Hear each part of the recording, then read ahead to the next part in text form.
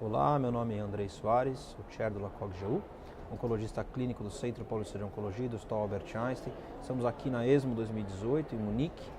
Acabamos de sair da sessão presidencial. Estou com meu amigo Fernando Nunes de Oliveira, que é oncologista clínico da Clion em Salvador, presidente da SBOC seccional Bahia. Fernando, conta pra gente, quais foram os dois tópicos importantes em câncer de próstata que a gente vai discutir nos próximos minutos? Andrei, antes de mais nada, eu agradeço a oportunidade de estar aqui falando para você e para o Onconews. É um prazer enorme poder falar de um assunto tão importante como foi esse discutido do câncer de próstata. Então, dois trabalhos muito importantes.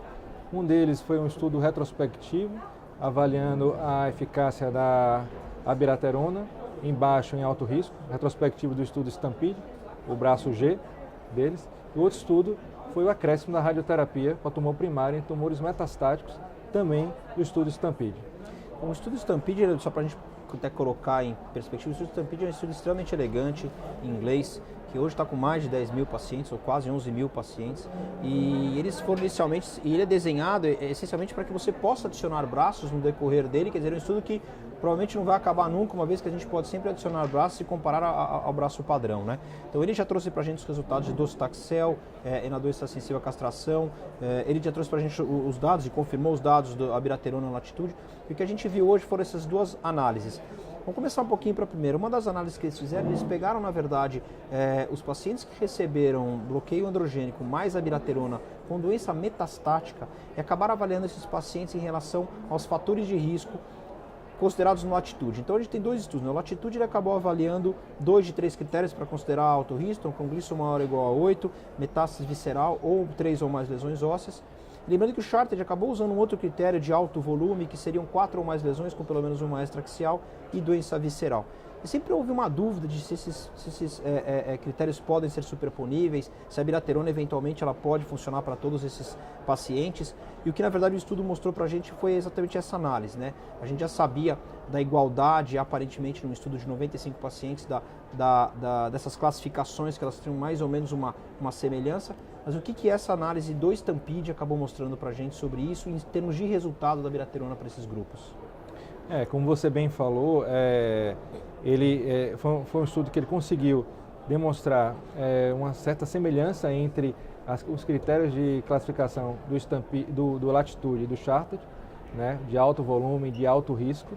Né, estava devendo essa avaliação no Stampede, né, a gente não conseguia, às vezes, relacionar os dois critérios de classificação para o Stampede, mas esse estudo mostrado hoje demonstrou que tanto o alto risco como o alto volume eles são superponíveis, ao meu ver, né?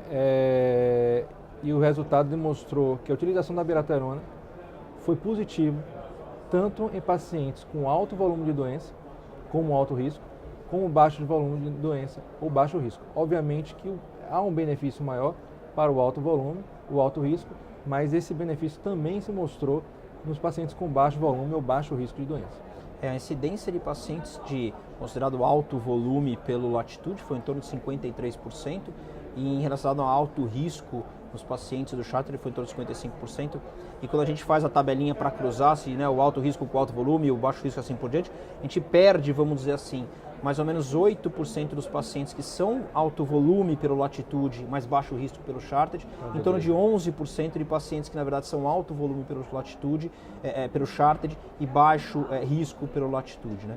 E eles acabaram avaliando aí sobrevida global, sobrevida livre de progressão, sobrevida livre de falência de tratamento e evento esquelético, né? Nos dois grupos. E primariamente a ideia era ver isso com os critérios do Latitude e como análise exploratória do Charted, né? E a sobrevida global foi igual para os pacientes. O benefício de abiraterona foi tão bom em alto risco e baixo risco para esses pacientes ou não, Fernando? Exatamente. Como eu tinha falado previamente, houve um benefício maior para alto volume e alto risco, mas esse benefício também foi demonstrado em baixo volume e baixo risco.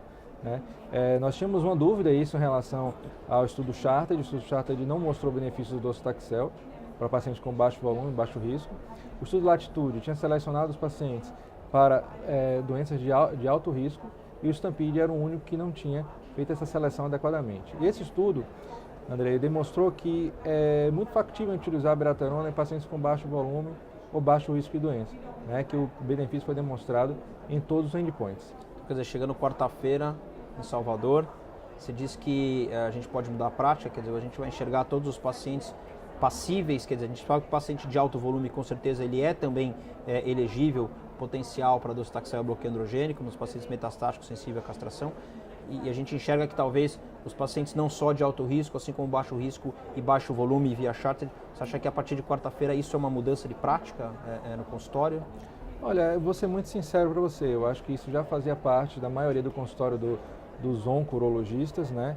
Eu não acho que vai ter um grande impacto de mudança, talvez algumas pessoas que tivessem alguma dúvida em iniciar qualquer terapia além da terapia de privação androgênica, agora vão ter um pouco mais certeza para indicar. Tratamento local, doença metastática, a gente vem discutindo isso já há muito tempo, muito dado retrospectivo. Dado retrospectivo é aquele dado que tem muito viés, todos os dados retrospectivos mostram que aparentemente o tratamento local da próstata em pacientes com doença metastática eventualmente poderia trazer ganho de sobrevida. O que o braço adicionado, o Stampede RT, mostrou para a gente em relação ao dado de adição de radioterapia nos pacientes com doença metastática? Esse é um tema bastante debatido, né? Nós tivemos agora uma publicação em câncer de rim, com o Carmena Trial, mostrando que não havia benefício para a utilização do tratamento local para pacientes com câncer de rim metastático, né? E esse é um tema debatido sempre em reuniões de tumor board, né? Onde a gente pensa que a utilização de um tratamento local talvez melhore os sintomas, né? Desses pacientes, mas não acreditávamos em ganho em sobrevida, em sobrevida de progressão. Essa é a minha perspectiva. Esse estudo, que foi também um estudo mais um braço do Stampede, né? E eu corroboro com a sua ideia sobre o estudo, de um estudo bastante elegante e bastante funcional para nós oncologistas, que mostrou um ganho em um determinado subgrupo de pacientes, foi o subgrupo com baixo volume de doença, né? E isso nos leva a crer que talvez se torne uma possível indicação futura, né? Mas me chamou a atenção, eu queria ouvir a sua opinião nisso, Andrei, que exatamente no que a gente imaginava que seria benéfico, né, que de reduzir esses sintomas locais, não teve nenhuma alteração. O que você acha disso? Qual que é a sua interpretação desse dado? Por que não teve benefício nesse dado que a gente achava que seria tão importante? Eu acho que o grande interesse do braço do Stampede RT foi, primeiro, a gente colocar que muitos pacientes acabaram sendo recrutados, né? O planejamento inicial era de 1.200 pacientes, rapidamente eles conseguiram aumentar, e até para aumentar o poder estatístico de outras análises secundárias, esse grupo chegou em 1.800 pacientes, né? A importância é que o tratamento para esses pacientes com doença metastática, como você falou, não trouxe ganho de sobrevida global. Isso, na verdade, adiciona ao primeiro estudo randomizado que a gente tinha prévio, que recentemente foi mostrado no Congresso Americano de Urologia e foi publicado agora no mês passado, que é o estudo ORAD, que também faz a radioterapia nesses pacientes, como tratamento definitivo local em doença metastática, e que ele traz para a gente exatamente isso. Como você falou, e levando também ao estudo ORAD, que avaliou, na verdade, o número de metástases desses pacientes, mais ou menos 5 metástases, a gente consegue ver que quem tem pouca doença, e no Stampede, quem tem o critério de baixo risco do Charted, acabou tendo benefício, inclusive, de sobrevida global. Mas o que você colocou é muito interessante, que é em relação a complicações do tratamento, né? Acho que isso, primeiro, não teve nem complicação importante relacionada a quem irradiou, e o fato de ter irradiado também não diminuiu complicações futuras, né? Muito possível, a gente não sabe, eventualmente, quantos desses pacientes foram tratados e qual tipo de tratamento foi feito no resgate de uma eventual piora de sintomas locais, né? Então, assim, não foi muito falado aí, pelo menos na apresentação. A gente sabe que a publicação já está aí, a gente precisa ler, porque não conseguiu, que acabamos de sair da apresentação. A gente não sabe se isso vai estar lá colocado, por exemplo, como esses pacientes foram tratados em algum potencial efeito local. Então, sei lá, eles fizeram uma radioterapia por hematúria, fizeram uma radioterapia por compressão, fizeram uma RTU, se tiveram algum tipo de obstrução urinária. Então, isso fica um pouco difícil a gente dizer se teve alguma relação, se esses números, quando entraram, eles não mostraram isso ou não.